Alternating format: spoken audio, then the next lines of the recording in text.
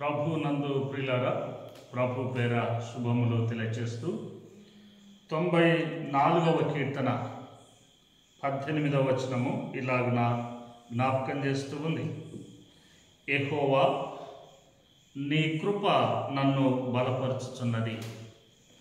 ప్రియులారా, కీర్తనాకారుడు దేవుని మీద ఉన్నటువంటి నమ్మకము చేత దేవుడు ఆయనను బలపరిచిన దానిని జ్ఞాపకం చేసుకొని దేవునికి కృతజ్ఞతగా మాట్లాడుతూ ఉన్నాడు.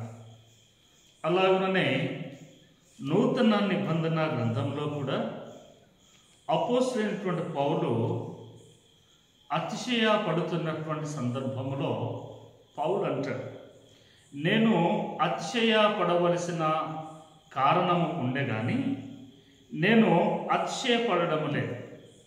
కారణం ఏంటంటే నా దేహములో ఒక ముళ్ళు ఉంది. నేను ఆయా సందర్భాలలో అతిశయపడకుండా ఉన్నట్లుగా ఆ ముళ్ళు తరచుగా నన్ను జ్ఞాపకం చేస్తుంది, హెచ్చింపకుండా ఉన్నట్లుగా.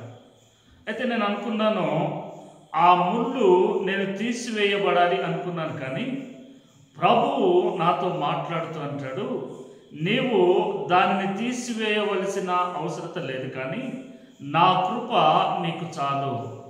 నా కృప నీకు తోడుగా ఉంటే నీవు దేనినైనా జయించగలవు అని అంటున్నాడు. అందుకే ప్రియులారా, ప్రతి వారు కూడా ప్రభువు కృపను కలిగి ఉండడము చాలా శ్రేష్టము.